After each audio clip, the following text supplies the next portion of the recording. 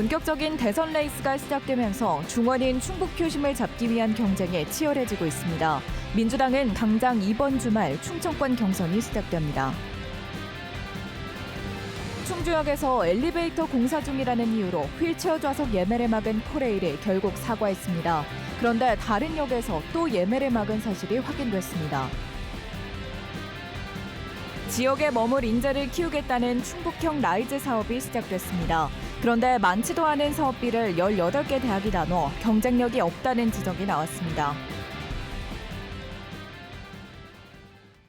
네, 시청자 여러분 안녕하십니까? 계속해서 MBC 뉴스투데이 충북입니다. 각 당의 대선 후보 경선이 본격적으로 시작되는 가운데 충북의 민심은 어떻게 나타날지 관심입니다.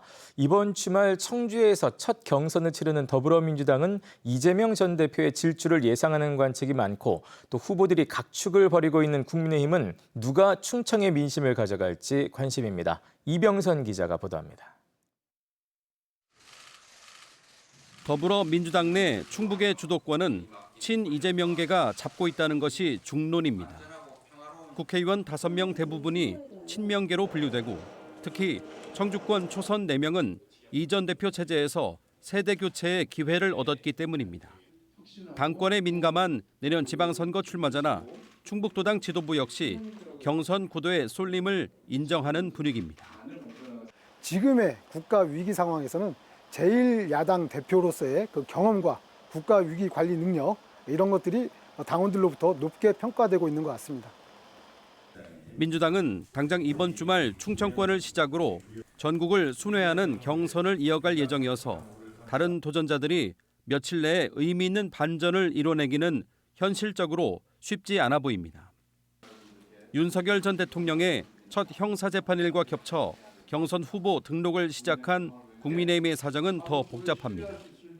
유력한 후보 없이 여러 주자가 난립해 충북에서 선두권을 점치기는 어려워 보입니다. 대통령 탄핵에 대해 사과했던 박덕흠, 이종배, 엄태영 의원은 이후 경선에 관한 언급은 삼간채 관망하는 모습입니다. 대표적인 친윤계를 자처했던 김영환 지사도 오는 20일까지 미국 출장길에 올라 당장 경선 국면에서는 한 발 물러나 있는 상황. 대통령 탄핵을 앞장서 반대해 논란을 샀던 그가 새로운 당권의 변화 과정에서도 영향력을 발휘할 수 있을지는 불투명해 보입니다. 각 당의 경선이 내부 투쟁보다 위기 극복에 초점을 맞춰야 한다는 목소리가 높은 건 지역 경제와 민생이 그만큼 어렵기 때문입니다. 정치인들은 그러한 갈등을 자극하고 선동하는 것이 아니라 정파를 뛰어넘어서 지역적인 안정을 위해서 상당한 노력을 기울여야 할 것입니다. 정치권의 혼란이 끊이지 않는 가운데 충북도민들은 대통령 후보군에 누구를 올릴지 선택의 시간이 다가오고 있습니다. MBC 뉴스 이병선입니다. 네, 제21대 대선이 이제 49일 앞으로 다가온 가운데 일부 대선 주자들은 세종시를 행정수도로 완성하겠다는 공약을 내고 있습니다. 충청의 표심을 노리고 쏟아내는 행정수도론 행보에 선심성에 그치지는 않을지 기대와 우려가 교차하고 있습니다. 이승섭 기자입니다. 더불어민주당 김경수 전 경남지사는 세종시에서 대선 출마를 선언했습니다. 김 전 지사는 차기 대통령의 직무를 세종시에서 시작하고 특별법 제정과 개헌으로 행정수도 이전을 완성해야 한다고 주장했습니다. 대통령이 세종시에서 더 많은 직무 시간을 가질 때 주요 현안들에 대해서 직접 장관들과 협의하고 장관들이 책임지고 현안들을 민주당 이재명 전 대표는 21년 만에 신행정수도 건설 특별법을 재추진하는 방안을 검토하고 있고 김동연 경기지사도 국가 주요 기관이 충청권에 모여야 한다고 말했습니다. 대법원과 대검도 이 충청권으로 오해함으로써 실질적인 충청으로의 수도 이전을 강력하게 주장을 하고 있습니다.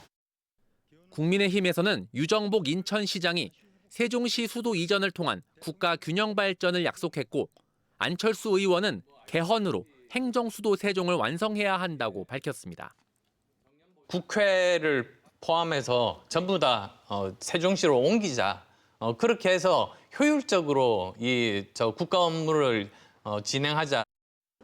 개혁신당 이준석 의원도 개헌으로 세종시의 지위를 정리해 국민 화합의 공간으로 조성해야 한다고 제안했습니다. 세종시에 그런 새로운 공간들이 설계된다면은 좀 파격적으로 지금도 대통령 집무실 할 땅이랑 국회 땅이랑 나눠져 있는데 합쳐버렸으면 좋겠습니다. 시민사회는 선거마다 정치 논리에 휘둘렸던 행정수도론이 이번 대선에서 진일보하는 계기가 되기를 기대하고 있습니다. 수도권 일극화라고 하는 거에 따른 문제점, 그리고 그 문제점을 해결할 수 있는 유일한 도시가 대한도시가 이제 세종이라고 하는 어떤 그런 국민의 의식의 변화도 그동안에 충분히 있다고 보기 때문에 시민단체는 국가 균형 발전이라는 의제를 공유하는 전국의 시민사회와 함께 대선 기간에 각 후보의 행정수도 공약을 검증할 방침입니다. MBC 뉴스 이승섭입니다. 충청북도가 도립 파크골프장 조성과 함께 추진하던 동물위생시험소 축산시험장 이전 사업에 제동이 걸렸습니다. 행정안전부는 이달 초 지방재정 중앙투자심사에서 축산시험장 이전 사업에 대해 사업비 산출 내역을 구체적으로 제시하라며 재검토 결정을 내렸습니다. 사업비가 500억 원을 넘어가면 예비타당성 조사를 받아야 하는데 이를 피하기 위해 450억 원으로 사업비를 줄였는지 위원들이 의심한 것으로 전해졌습니다. 충청북도는 물가 상승분을 반영해 인건비와 자재비를 다시 계산해도 500억 원에 미치지 않는다며 재심사를 요청하겠다고 밝혔습니다. 지난달 KTX 충주역에서 엘리베이터를 공사하면서 휠체어 좌석을 매진으로 표시해 한 달 동안 예매가 막힌 일이 있었습니다. 이후 장애인 단체가 항의하면서 코레일이 사과에 나섰지만 재발 방지 대책은 내놓지 못했는데요. 그리고 그 사이 다른 역에서도 이같이 휠체어석 예매가 막힌 일이 또다시 벌어졌습니다. 김은초 기자입니다. 지난달 KTX 충주역에서는 휠체어를 이용하는 장애인들이 기차를 타지도 내리지도 못했습니다. 일반석과 달리 휠체어 좌석만 3월 내내 매진 상태였는데 알고 보니 역 엘리베이터가 공사 중이라는 이유로 아예 표 구매를 막아놓은 거였습니다. 당시 코레일 측은 매진 표시 자체가 사전에 안내한 거라면서 열차를 타려면 일반석을 타거나 11km 떨어진 다른 역으로 가라고 했습니다. 하지만 역 뒤편 출입구 엘리베이터를 통해 승강장을 오갈 수 있었는데도 표 구매부터 막은 사실이 확인됐습니다. 할인으로 되는 게 이제 그게 사전에 안내되는 거랑 마찬가지입니다. 즉 만약에 꼭 이용하셔야 될 부분이라면 일반 좌석으로 이용하셔야 되는 것 같거든요. MBC 충북 보도 이후 장애인 단체는 서울역에서 기자회견을 열고 코레일의 정식 사과와 재발 방지 대책을 요구했습니다. 이들은 가짜 매진으로 휠체어 좌석 예매를 차단한 건 헌법이 보장한 기본권을 침해한 행위라고 지적했습니다. 장애인도 이동하는 코레일 측이 결국 장애인 단체를 직접 만나 사과했습니다. 장애인 단체가 항의한 지 일주일 만이었는데 이 자리에서도 노력하겠다는 말뿐이었고 재발 방지 대책을 내놓은 건 없었습니다. 그러는 사이 지난 10일 KTX 횡성역에서도 엘리베이터 케이블 교체 작업을 이유로 휠체어석 예매를 막은 일이 또 벌어졌습니다. 어떻게 해서든지 대안을 만들어서 이용할 수 있게 하는 것이 중심이지 왜 장애인이라고 엘리베이터 고장났다고 그 역을 이용하지 못하게 하느냐. 이것은 명확하게 차별적 행위니까 이런 일들이 다시는 발생되지 않도록. 코레일은 이번 주까지 재발 방지책을 내놓겠다고 약속했지만 장애인 단체는 실효성 있는 대책이 나올지 의문이라고 밝혔습니다. MBC 뉴스 김우초입니다. 청주국제공항 민간 전용 활주로 건설을 촉구하는 주민 서명 운동이 시작됐습니다. 충청북도와 민관정 공동위원회는 오는 6월 말까지 100만 명 서명을 목표로 온라인과 오프라인으로 서명 운동을 실시합니다. 한편 민관정을 대표해 유철웅 공동위원장과 김영환 지사, 또 이양섭 도의회 의장이 첫 서명을 했습니다. 충청북도는 오는 7월 주민 서명 결과를 취합해 정부와 정치권에 전달할 예정이며 대선 공약에 반영하기 위해 각 정당과 후보자들에게 건의할 예정입니다. 버스 출발 전후로 표를 취소하는 이른바 노쇼를 방지하기 위해 다음 달부터 충북 지역 시외 버스의 승차권 취소 수수료가 개편됩니다. 평일은 최대 10%인 지금 취소 수수료가 유지되지만 금요일과 주말 그리고 공휴일은 15%로 또 설과 추석 명절은 최대 20%로 수수료를 올리게 됩니다. 최대 수수료를 부과하는 시간도 출발 전 1시간에서 3시간 전으로 바뀌고 출발 후 취소 수수료도 단계적으로 올릴 예정입니다. 대학과 지자체 그리고 기업이 협력해 지역에서 일할 인재를 키우는 라이즈 사업이 본격적으로 시작됐습니다. 지역의 일자리도 늘리고 또 대학도 학령 인구 감소에 대응한다는 취지인데요. 그러나 형평성이라는 이유로 모든 대학에 사업비를 나눠주다 보니 진짜 경쟁력이 있을지도 의문입니다. 보도에 신병관 기자입니다. 청주대 항공기술교육원입니다. 청주대 주관으로 도내 4개 대학이 참여하는 항공정비 인재 양성 사업에 사용될 실습장입니다. 사업은 도내 항공사와 항공정비업체 등 6개 관련 기업이 짠 교육 과정에 따라 4개 대학 학생들이 4개 대학의 실습 시설을 공동으로 사용하며 진행됩니다. 최근 청주공항이 활성화되며 정비 인력 수요가 늘고 있어 취업 연결에 대한 기대가 높습니다. 어느 특성화된 부분에는 이 대학에서, 어느 특성화된 부분은 저 대학에서 교육을 한다면은 더 고품질의 교육을 또 받을 수가 있기 때문에 기업이 요구하는 거는 더 맞춰줄 수가 있겠죠. 지역 혁신 중심 대학 지원 체계, 이른바 라이즈 사업은 지역에서 배운 학생들이 지역에서 연계에 취업할 수 있도록 시스템을 구축하는 데 초점이 맞춰져 있습니다. 충청북도는 기업 주문식 교육 과정을 늘리고 취업을 전제로 한 계약학과도 만든다는 계획입니다. 문제는 사업 계획에 정작 취업에 열쇠를 진 기업의 수요가 적게 반영돼 평가 과정에서도 보완해야 할 과제로 지적을 받았습니다. 오는 2029년 지역 정주 취업률 목표가 15%로 2022년 14.5%와 크게 차이가 나지 않습니다. 가만히 두면 계속 점차적으로 하향 추세가 되게 돼 있고요. 인재 자체도 줄어들잖아요, 학생인데도. 그걸 현상 유지가 아니라 더 조금이라도 끌어올린다는데 우수한 평가를 받았습니다. 선택과 집중도 고민입니다. 신청한 18개 대학이 모두 포함돼 사업비가 분산되면서 일부 첨단 산업 분야에서는 경쟁력을 우려하는 목소리가 적지 않습니다. 충북대의 경우 도내 대학 가운데 가장 많은 사업비 209억 원을 배정받았지만 기존 교육부 지원 사업 당시 받았던 사업비와 비교하면 절반 정도로 줄었습니다. 대학 지원 사업이 라이즈라는 이름으로 교육부에서 지자체로 넘어오며 어느 정도 예상됐던 상황입니다. 충청북도는 평가를 통해 예산을 차등 지원하는 등 수행 과정을 관리하겠다며 추가 공모도 검토하고 있다고 밝혔습니다. MBC 뉴스 신병관입니다.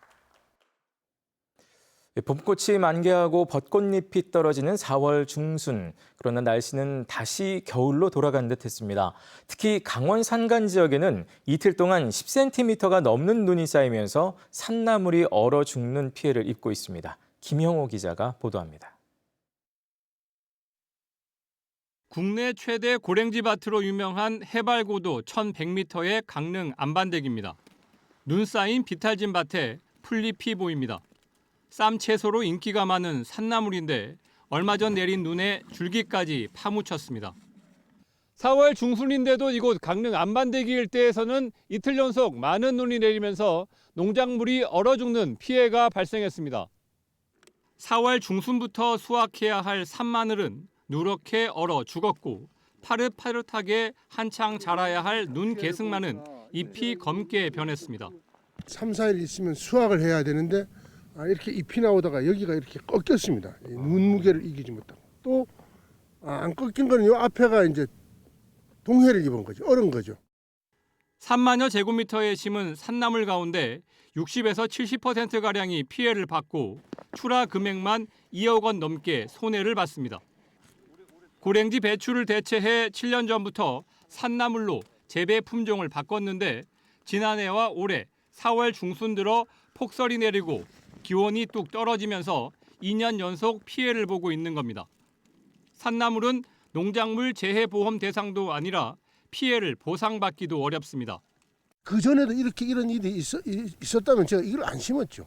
2년 연속 이렇게 하니까 이제 제가 참 절망을 합니다. 절망을. 강원 산간 지역에는 대설주의보까지 발효되며 10cm 안팎의 적설량을 기록했고 최저 기온은 영하까지 떨어지기도 했습니다.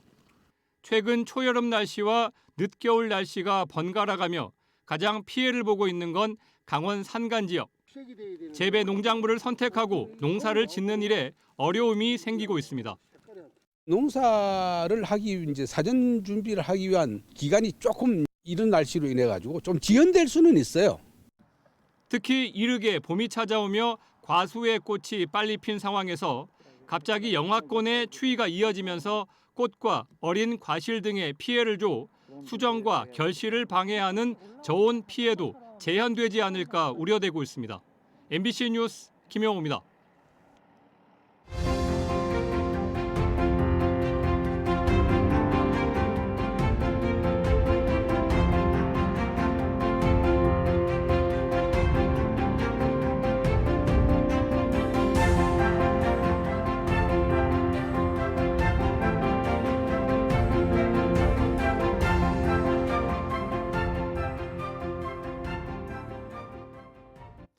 부하 여성장교에게 성폭력을 저지른 혐의로 구속됐던 공군 대령이 재판에 넘겨졌습니다. 청주지검은 지난해 10월 여군 소위를 자신의 관사로 데려가 성폭행을 시도한 혐의로 전 공군 17전투 비행단 대령을 구속 기소했습니다. 수사 과정에서 해당 대령이 혐의를 계속 부인한 것으로 전해진 가운데 검찰은 관사 주변 CCTV 영상 등 증거 자료를 충분히 확보했다고 밝혔습니다. 쌍둥이 이상 다태아를 출산한 가정에 분유 구입비가 지원됩니다. 충청북도는 일정 소득 이하 다태아 출산 가정에 영아 1명당 월 10만 원까지 연간 최대 120만 원을 전국 최초로 지원한다고 밝혔습니다. 신청 가정은 분유 구입 영수증을 갖춰 임신 출산 육아 정책 플랫폼인 충북 가치자람을 통해 신청하면 됩니다. 한편 충북의 다태아 출생 비율은 2023년 기준 6.7%로 전국에서 가장 높았습니다. 영동군이 지역에 많이 매장된 광물인 일라이트로 친환경 제설제를 만듭니다.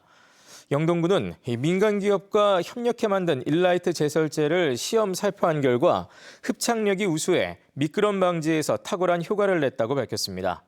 영동군은 또 자연 유래 성분으로 기존 염화칼슘보다 생태계에 미치는 영향이 적고 제설 성능도 우수하다며 일라이트 제설제의 생산량을 늘려 전국 지자체에 공급하겠다고 덧붙였습니다.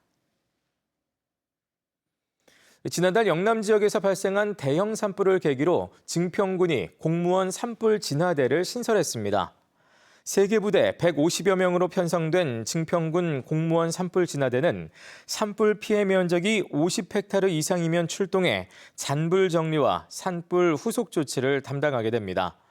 증평군은 공무원 진화대원들을 상대로 연간 10시간 안전교육을 실시하게 되며 진화복과 개인 안전장비도 지급했습니다. 청주시가 올해도 무료로 즐길 수 있는 팝업 놀이터를 운영합니다. 청주시는 주말인 오는 19일 내덕동 문화제조창 잔디광장을 시작으로 오는 11월까지 청주 시내 공원을 돌며 8차례에 걸쳐 팝업 놀이터를 운영합니다. 팝업 놀이터는 에어바운스와 범퍼카, 미니바이킹 등 다양한 체험 공간을 갖추고 있습니다. 청주시는 올해는 운영 시간을 3시간에서 4시간으로 1시간 연장했습니다. 충주시가 지역 토속주를 맛보는 관광상품의 개발을 추진합니다. 충주시 농업기술센터는 당일 또는 1박 2일 일정으로 양조장 투어, 특산주 시음과 함께 지역 맛집과 주요 관광지를 돌아보는 관광상품을 개발 중입니다. 네, 뉴스를 마칩니다. 고맙습니다.